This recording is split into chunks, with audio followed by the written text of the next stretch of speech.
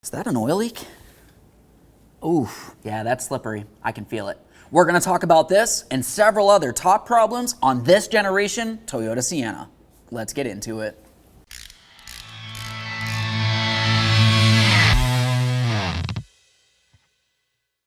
The first problem that we'll talk about on these Toyota vans is an issue with the electronic sliding rear doors. What you may find is when you're trying to function the door, you hear an odd chafing noise.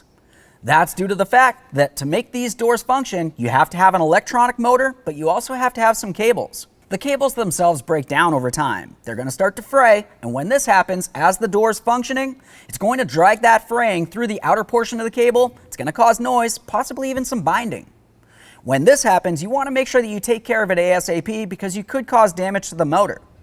When you're replacing the cable, you'll see that you can see some of it up here, and even a little bit of it down along the bottom. But there's also going to be some cable in and behind the rear trim panel, behind this rear seat here. That's also where the motor's located. Of course, when you do this and you have it all apart, it really only makes sense to replace both of these parts at the same time, but typically you do need to at least replace that cable. For our next problem, let's move up along the front of the vehicle. We're going to talk about O2 sensors.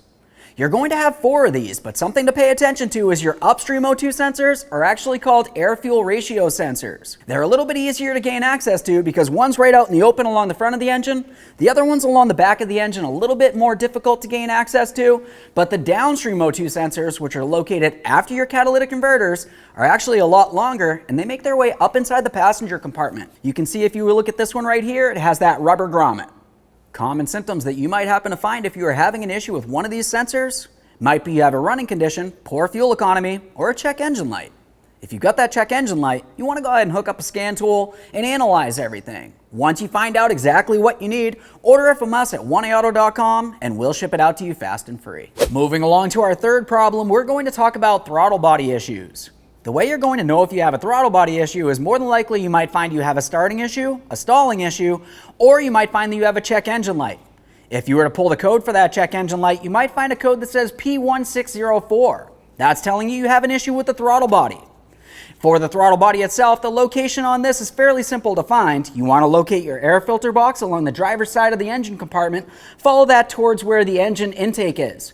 In between there, you're going to find a part that looks just like this. It's the throttle body, and the area you want to pay attention to is directly in the center here. Now, this throttle body is only for demonstration. It's not the one for this particular vehicle, but I can actually show you because it's in my hand. We'll have a look along the back side.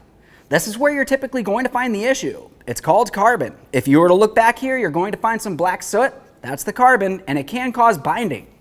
When that happens, as you're trying to accelerate or decelerate, the little flap on the inside here can't function as smoothly as it should. It can cause runnability issues and that check engine light as I mentioned.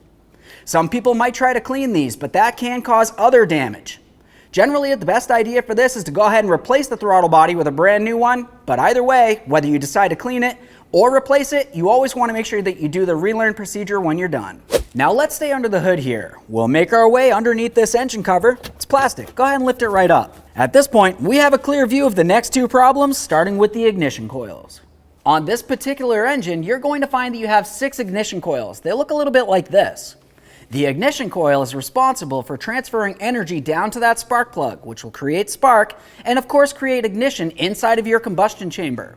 If you have an issue with one of your ignition coils, you might find that you have a runnability issue, poor fuel economy, or maybe even a check engine light on the dash there.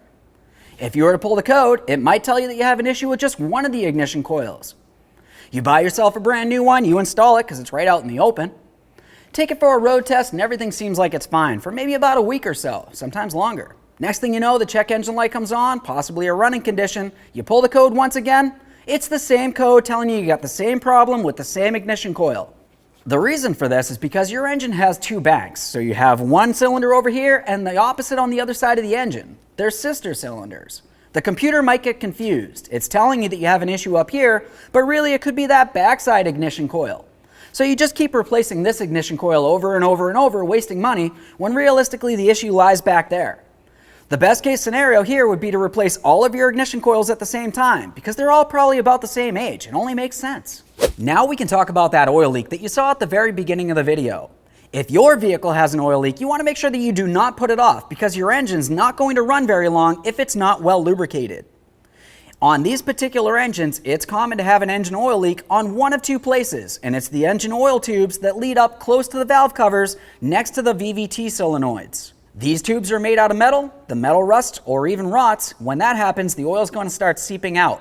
If it gets to the point that it can potentially spray out and you lose a lot of oil, you're going to find that you have a running condition, potentially engine noise, or even catastrophic damage inside of the engine, which is of course going to be very costly. If you did happen to find that you had engine oil on the ground or inside the engine compartment or possibly an oil light on your dash, you want to make sure you inspect each one of these lines. If it looks like they're moist in any way, it's probably engine oil and you want to make sure you service that ASAP.